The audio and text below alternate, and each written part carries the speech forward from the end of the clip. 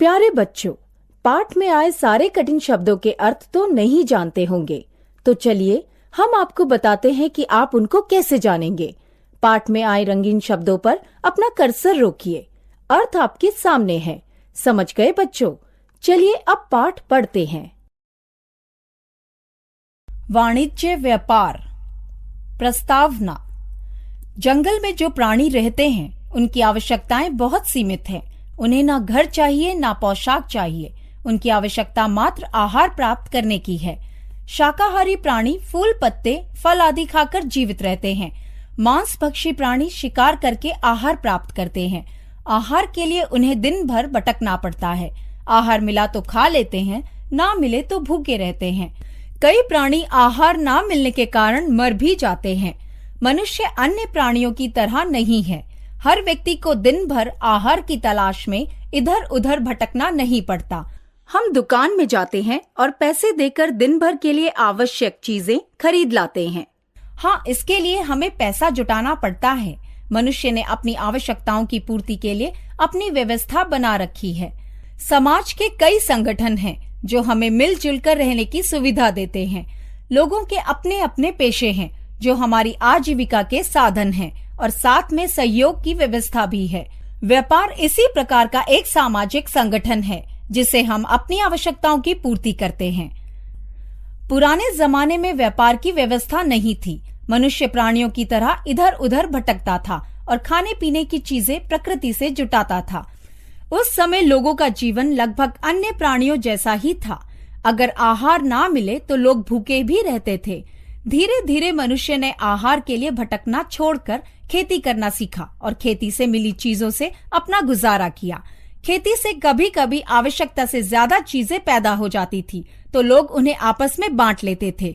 जिसके पास ज्यादा अनाज होता था वह अनाज देकर दूसरों से तेल, मसाले आदि अपनी आवश्यकता की चीजें ले लेता था। इस तरह की आवश्यकता की पूर्ति को हम लोग वस्तु विनिमय कहते हैं, जहां हम एक वस्तु देकर उसके बदले में दूसरों से अपनी आवश्यकता की दूसरी वस्तु ले लेते हैं। आज भी गांवों में इस तरह का वस्तु विनिमय चलता है, लेकिन यह व्यापार की व्यवस्था नहीं है बल्कि एक प्रकार का परस्पर सहयोग है।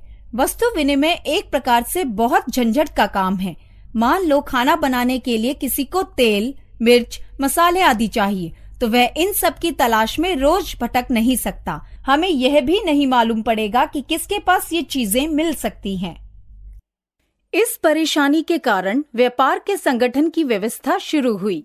आज हमें कोई भी चीज चाहिए तो हम पड़ोस की दुकान पर चले जाते हैं और पैसा देकर अपनी जरूरत की चीज ले आते हैं। व्यापार है क्या? व्यापारी चीजों का उत्पादन नहीं करता बल्कि उत्पादकों से वे चीजें लेकर अपने पास रखता है। बड़ी दुकान में लगभग हमारी आवश्यकता की हर चीज मिल जाती है। व्यापारी सभी निर्माताओं से ये चीजें लेकर अपनी दुकान में रखता है, इसलिए हमें अपनी आवश्यकता की सारी चीजें एक ही जगह से मिल जाती हैं। व्यापारी यह काम क्यों करता है? व्यापारी व्यापार को अपनी आजीविका का साधन बनाता है। इंजीनियर घर बनाकर देते हैं और इसका उन्हें पैसा मिलता है। अध्यापक स्कूलों में पढ़ाते हैं और इसके लिए उन्हें वेतन मिलता है। व्यापारी उत्पादकों से चीजें कम दाम में खरीदते हैं और हम लोगों को उसे थोड़े ऊंचे दाम में बेचते हैं। खरीदने और बेचने के दाम में जो अंतर है वह दुकानदार का मुनाफा या लाभ है। इस तरह व्यापारी अपनी आजीविका के लिए जो काम करते हैं वह पूरे समाज के लिए एक सुविधा का कार्य हो जाता है। दुकानदार या व्यापारी वास्तव में उत्पादकों और उपभोक्ताओं के बीच कड़ी है। इसको हम एक आरेख से देख सकते हैं। निर्माता, उत्पादक, व्यापारी, उपभोक्ता, खरीदार। व्यापार की व्यवस्था के लिए पैसा आधार है। बहुत पुराने जमाने में जब सिक्का प्रचलन में नहीं था तब लोग पैसे की जगह सीप, शंख आदि दुर्लभ वस्तुओं को पैसे की तरह इस्तेमाल करते थे। उसके बाद एक समय आया जब लोग कीमती पत्थरों या रत्नों का उपयोग करते थे। सिक्के बनाने का प्रचलन केवल 2-3 हजार साल पहले हुआ। राजा अपने अपने देश के लिए सोने, चांदी, तांबे आदि के सिक्के अपने देश में चलाते थे। आजकल हम दुकान में जाते हैं और कागज के कुछ नोट पकड़ाकर अपनी खरीदारी करते हैं। उस कागज का अपना कोई मूल्य नहीं है। अगर वह कागज पानी में गल गया या उसे दीमक खा गई तो सारा पैसा गया। फिर हम उस कागज को इतना महत्व क्यों देते हैं? 100 रुपए का नोट लेकर देखो, उसमें सरकार की तरफ से लिखा हुआ मिलेगा कि सरकार उस कागज के बदले 100 रुपए अदा करने का वचन देती है। वास्तव में उस नोट का मूल्य सरकार के कारण है।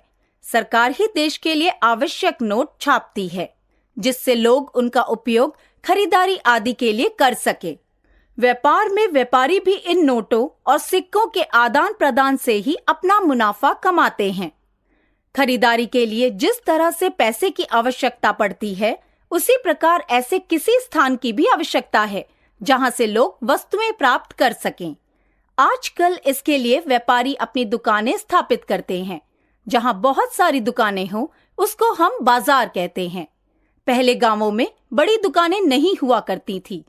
छोटे गांव में दिन भर दुकानदारी का काम भी नहीं होता था, इसलिए बहुत से गांवों में हाट बाजार लगता था, जहां से लोगों को आवश्यकता की चीजें मिलती थी। इन हाटों में खाने पीने की चीजों के अलावा गहने, कपड़े, बर्तन आदि चीजें मिल जाती थी। आज भी बहुत छोटे गांवों में हफ्ते में एक दिन हाट लगता है। बड़े शहरों में खरीदारों की संख्या भी बहुत है और लोगों की संख्या भी बहुत है। इस कारण दुकानें दिन भर खुली रहती हैं और कई दुकानों में दिन भर भीड़ लगी रहती है। बड़े शहरों में कई जगह बाजार होते हैं और कुछ शहरों में अलग अलग चीजों के लिए अलग अलग बाजार भी हैं। जैसे किसी शहर में लोहा मंडी में सिर्फ लोहे की चीजें मिलेंगी। इसी तरह शहरों में दाल मंडी, सब्जी मंडी आदि विशिष्ट प्रकार के बाजार होते हैं। आजकल दुनिया काफी बदल गई है। अब हमें खरीदारी के लिए घर से बाहर कदम भी नहीं रखना पड़ता। लोग घर बैठे इंटरनेट के जरिए अपनी आवश्यकता की चीजें मंगा सकते हैं। पैसे देने के लिए क्रेडिट कार्ड वगैरह उपलब्ध हैं, जो बेचने वालों को तुरंत हमारी ओर से पैसे दे देते हैं। वाणिज्य शब्द नया है। व्यापार से हमने अभी तक यही अर्थ लिया है, चीजें कम दाम में लेकर दूसरों को थोड़े अधिक दाम में बेचना।